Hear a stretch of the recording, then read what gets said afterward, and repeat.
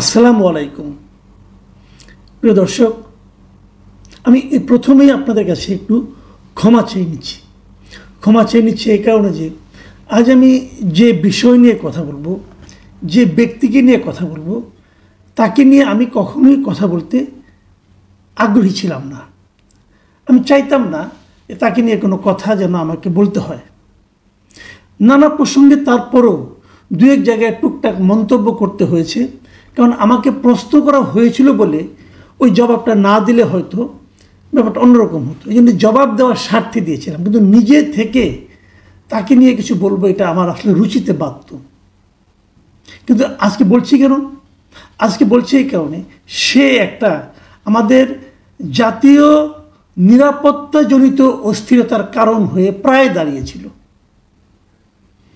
ঘটনাটা কি? ঘটনাটা হলো কালকে শেষ রাতের দিকে, গত রাতে ভোর রাত 4টার দিকে এই ভদ্রলোক প্যারিসে থাকেন, জানেন তাকে আপনারা সবাই, মিস্টার পিনাকি ভট্টাচার্য। উনি আমাকে নিয়ে বেশ কয়েকবার বিষোদ্গার করেছিলেন। একবার আমাকে চ্যালেঞ্জ করেছিলেন যে একটা বিষয়ে আমাকে মাপ চাইতে হবে, 7 দিনের মধ্যে মাপ না চাইলে উনি আমাকে প্রত্যাঘাত করবেন। তো আমি 7 দিনের মধ্যে মাপ চাওয়ার তো কোনো প্রশ্নই ওঠে না। উনি কী প্রত্যাঘাত করেছেন আমি এখন টের পাইনি। তার প্রত্যাঘাতের কি জোর ছিল। তো বুঝেছিলাম যে খালি বেশি বাজে বেশি, ওই দূরে বসে বসে ঘেউ ঘেউ করা যায়, কোনো ব্যাপার না।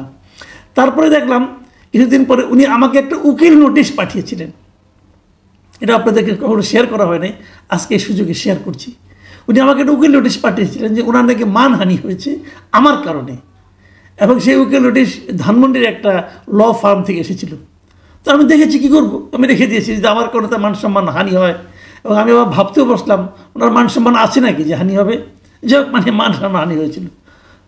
পরে আবার ওখান থেকে ওই ল ফার্ম থেকে একজন আমাকে একটা ফোন করেছিল যে আপনাকে একটা উকিল নোটিশ পাঠানো হয়েছে, আপনি কি পেয়েছেন? আমি কি পেয়েছি। তারপরে একটা জবাব দিয়ে আমাকে ওটা ফেলে রেখেছি, আমার যে ওয়েস্ট পেপার বক্স সেখানে ফেলে দিয়েছি। তো উনি তাড়াতাড়ি ফোন রেখে দিয়েছিলেন।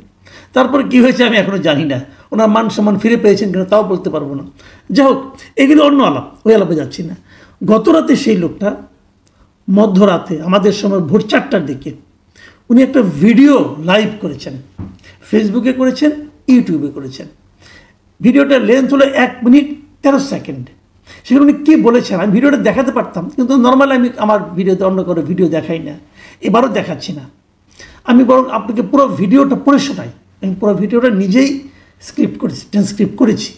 উনি লিখেছেন, উনি বলেছেন, প্রিয় দেশবাসী, আসসালামু আলাইকুম। আজকে সেনাবাহিনীর 46 ব্রিগেডে এক ধরনের অস্বাভাবিক মুভমেন্ট লক্ষ্য করা গেছে। আশঙ্কা করা হচ্ছে সেনাবাহিনীর একাংশ থেকে একটা প্রচেষ্টা চলছে। আমি সেনাবাহিনীর জুনিয়র অফিসার ও সৈনিকদেরকে এই প্রচেষ্টা রুখে দেওয়ার আহ্বান জানাই। দেশবাসীকে এখনই রাজপথে নেমে আসার আহ্বান জানাই। সকল ছাত্রাবাস, ছাত্রনিবাস থেকে মিছিল নিয়ে রাজপথে আসুন। এই রাতেই জনতা আপনাদের সাথে যোগ দেবে। আমরা ওদের দেখিয়ে দিতে চাই আমরা জেগে আছি, বিপ্লব জিন্দা আছে। প্রয়োজনে রাজপথে ইস্তাম্বুলের মতো শুয়ে পড়ে ট্যাঙ্ক আর আর্মার্ড ভেহিকেলের প্রতিরোধ করবেন। মাদ্রাসা থেকে নেমে আসুন আমার ভাইয়েরা সকলে। আজ রাতেই এটা আমাদের বাঁচার লড়াই। হাসিনার খুনে বাহিনীকে যারা বাঁচাতে চায়, যারা আবার দেশটাকে ভারতের তাবেদার বানাতে চায়, তাদের রুখে দিয়ে আমরা আমাদের স্বাধীনতার সার্বভৌমত্ব রক্ষা করব ইনশাল্লাহ। এখনই নামুন রাজপথে। এই রাজপথেই মুক্তি, এই রাজপথেই জীবন। প্রয়োজনে আবারও দেব 1 নদী রক্ত, কিন্তু বিপ্লবকে ধ্বংস হতে দেব না।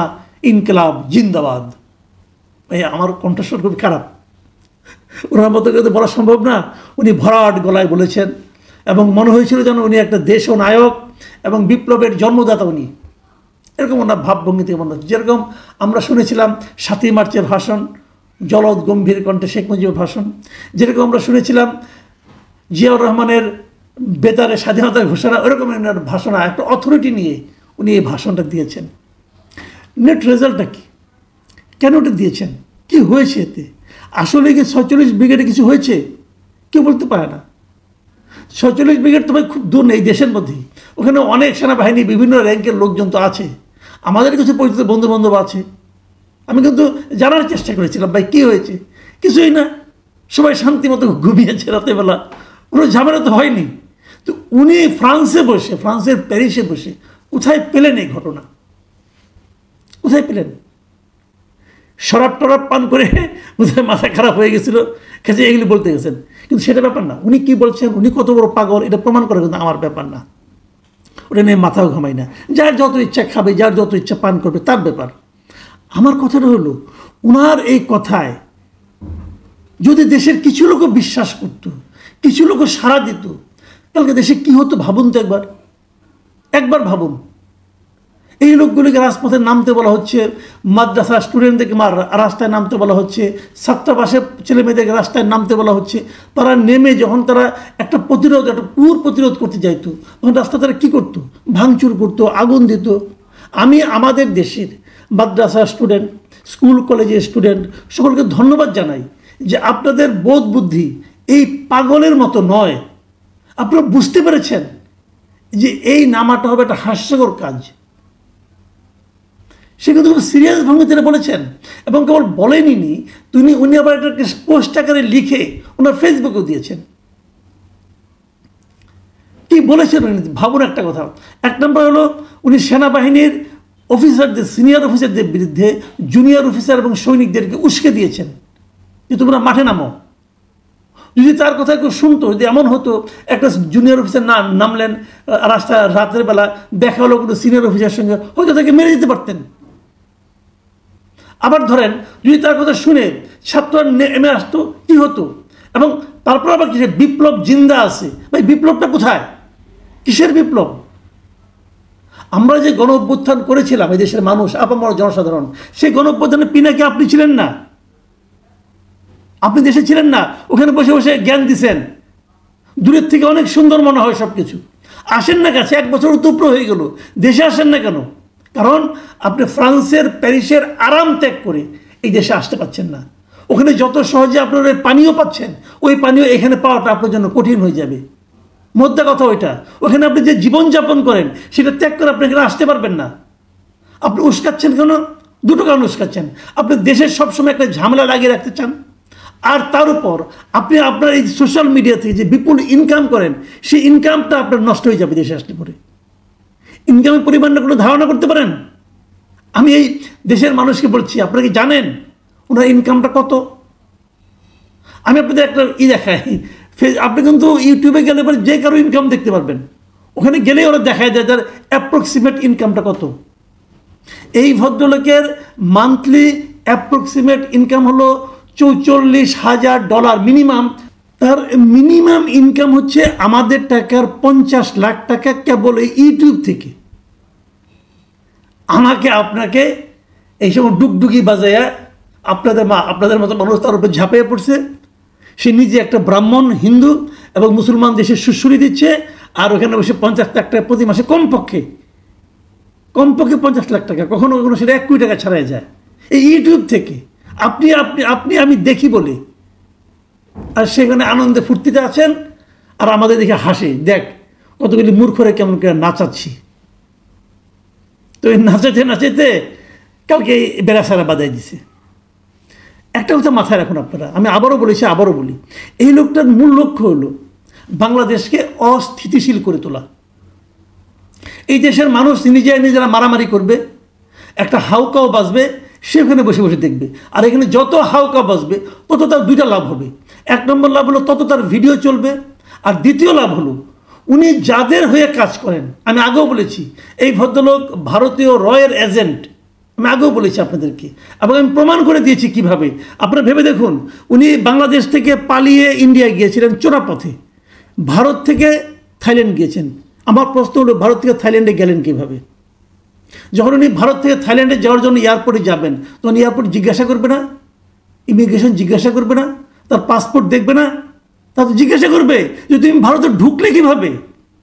ভারতে ঢোকার কোনো সিল তো ওখানে নেই, তুমি কীভাবে গেলা ভারতে ঢুকলা? কোনো জবাব দিতে পারবে না সে।